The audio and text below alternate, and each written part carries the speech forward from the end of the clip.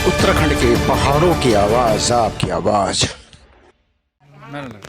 बोलो बोलो, बोलते रहो। आशा यूनियन जिंदाबाद, आशा जिंदाबाद, आशा शोषण नहीं चलेगा, नहीं चलेगा, आशा शोषण नहीं चलेगा, नहीं चलेगा,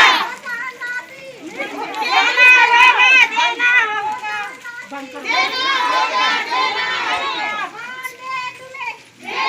देना होगा।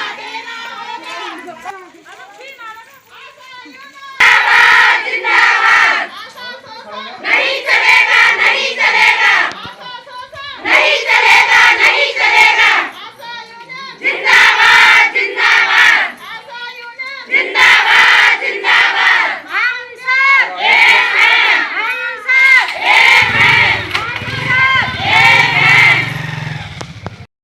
नहीं चलेगा, देना होगा, देना होगा, देना होगा, देना होगा, नहीं करेंगे, नहीं करेंगे। दोस्तों, स्वागत है आपका देवभूमि उत्तराखंड में। इस समय आप देख रहे हो वाइजो माउंटेन। वाइजो माउंटेन पहुंचा नैनाना ब्लॉक के हॉस्पिटल में, जो नैनाना ब्लॉक का एक मात्र हॉस्पिटल जिसमें 300 गांव निर्भर करते हैं।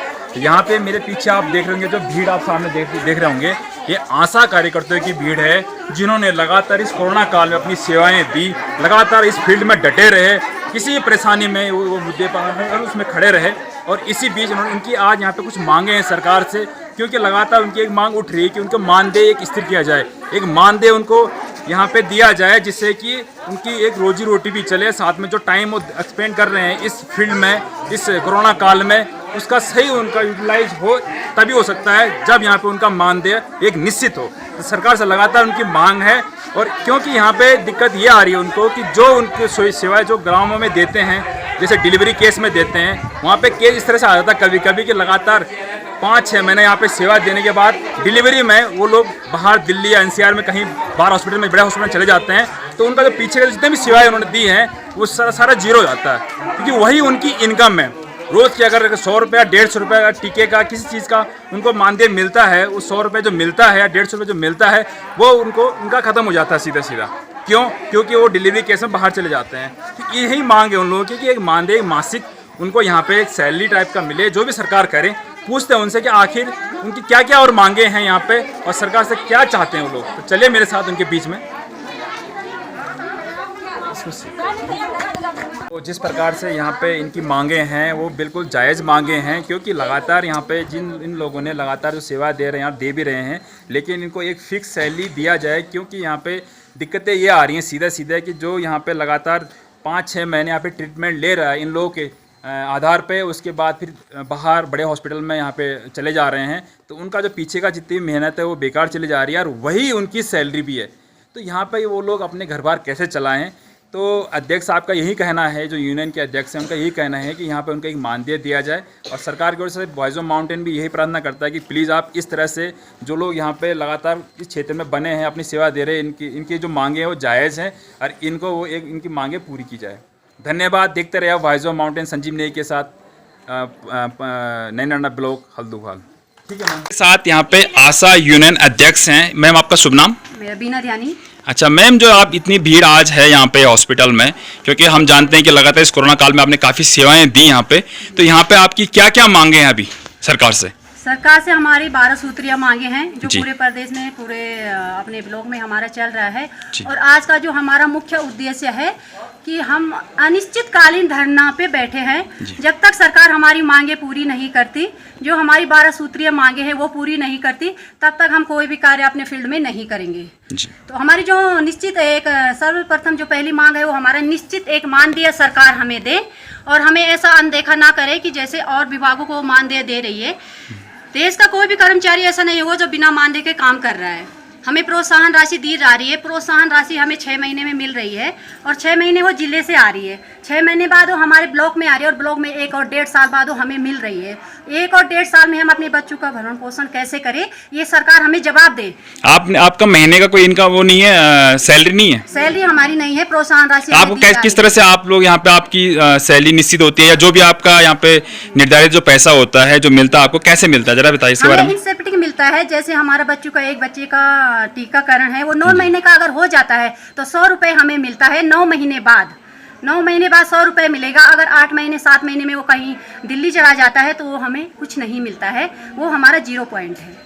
अच्छा। अगर हमारी डिलीवरी हो रही है, 1 महीने से हम उस गर्भवती की रेख देख कर रहे हैं, उसकी फर्स्ट ANC, सेकेंड और थर्ड ANC हम कर रहे हैं, अल्ट्रासाउंड के लिए उसे हम बोल रहे हैं, और 9 महीने बाद जब उसका डिलीवरी का टाइम आता है, उसके बाद भी वो दिल्ली चली जाती है या किसी अन्य हमारे क्षेत्र से कहीं बाहर चली जाती है, तो उसका भी हमें 0 रुपये मिलता है। तो ऐसे में हम कैसे मतलब सीधे सीधा आपका यही कहना है कि आप अगर 5-6 महीने लगातार सेवाएं करते हैं, उसके बाद वो डिलीवरी केस में कहीं बड़े हॉस्पिटल में चले जाते हैं बाहर, तो वो जो आपने जो सेवाएं दी वहाँ पे वो 0 हो जाता है, आपका ये कहना है? 0 हो जाता है, जो हमारा काम है वो 0 हो जाता है, हमारा दाम बिल्कुल नहीं है। तो ऐसे में सरकार से हम ये जवाब चाहते हैं, हम कैसे अपने परिवार को चलाएं, किस तरह से 15 साल कम नहीं होते हैं।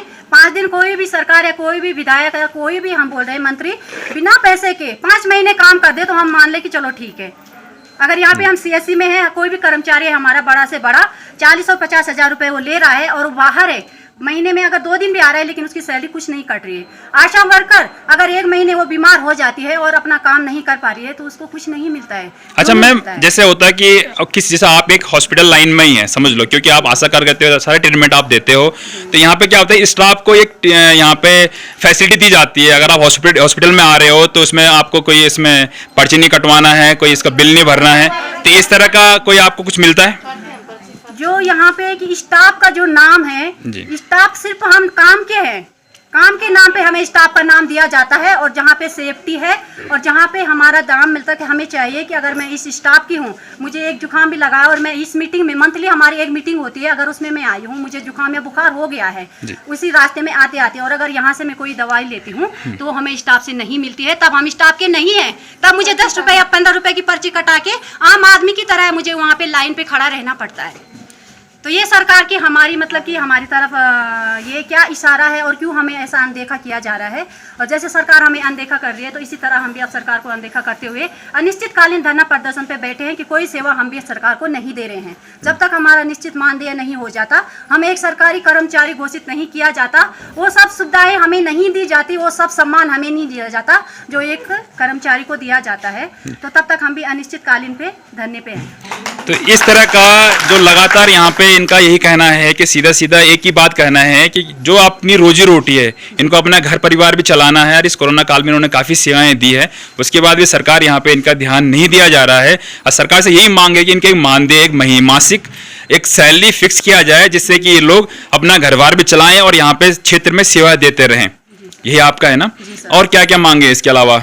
और मांगे हमारी हैं कि जो सम्मान जैसे आजकल में है कि हमारा कि विधानसभा सम्मान वो वोट आने वाले हैं, तो कोई भी है, भारतीय जनता पार्टी हो, कांग्रेस पार्टी हो या आम जनता पार्टी, जो भी चल रहा है, तो आजकल सब आ रहे हैं ब्लॉक में और एक सम्मान कोरोना योद्धा सम्मान समारोह का आयोजन कर रहे हैं। लेकिन 2 साल से ये पार्टियां कहाँ थी? भारतीय जनता पार्टी कहाँ थी, कांग्रेस की पार्टी कहाँ थी? जो हमें सम्मान समारोह दिया जा रहा है, एक शॉल देके और एक साड़ी देके हमें जो बेइज्जती हमारी की जा रही है, तो वो हमें नहीं चाहिए। अगर किसी भी पार्टी को हमें सम्मान देना है तो हमारा निश्चित मानदेय करा के हमें दिखाए, तब हम समझेंगे कि हमारा किसी पार्टी ने सम्मान किया है। जी मैम, हम यही आशा करते हैं कि सरकार तक ये वीडियो पहुंचे और सरकार यहाँ पे ध्यान दे उन आशा कार्यकर्ताओं का जो लगातार इस कोरोना काल में अपनी सेवाएं दे रहे हैं इस क्षेत्र में, क्योंकि आप देखते होंगे हॉस्पिटल की हालत क्या है पहाड़ों में, लेकिन आप लोगों ने यहाँ पे जिस तरह से सेवाएं दी उसके लिए आपको बहुत बहुत धन्यवाद। और मांग करते हैं हम भी, वॉइस ऑफ माउंटेन भी आपकी तरफ से एक मांग रखता है सरकार की तरफ कि कम से कम इनको एक मानदेय निश्चित किया जाए और साथ ही साथ इनको एक सैलरी यहाँ पे प्रदान की जाए। धन्यवाद मैम आपका। जय उत्तराखंड, पहाड़ से जुड़ी खबरों को वॉइस ऑफ माउंटेन्स आपके लिए लगातार ला रहा है। यदि आपने हमारा चैनल अभी तक सब्सक्राइब नहीं किया तो प्लीज़ सब्सक्राइब कीजिए, घंटी बजाइए, शेयर कीजिए, कमेंट्स कीजिए और लाइक जरूर कीजिए। देखते रहिए वॉइस ऑफ माउंटेन।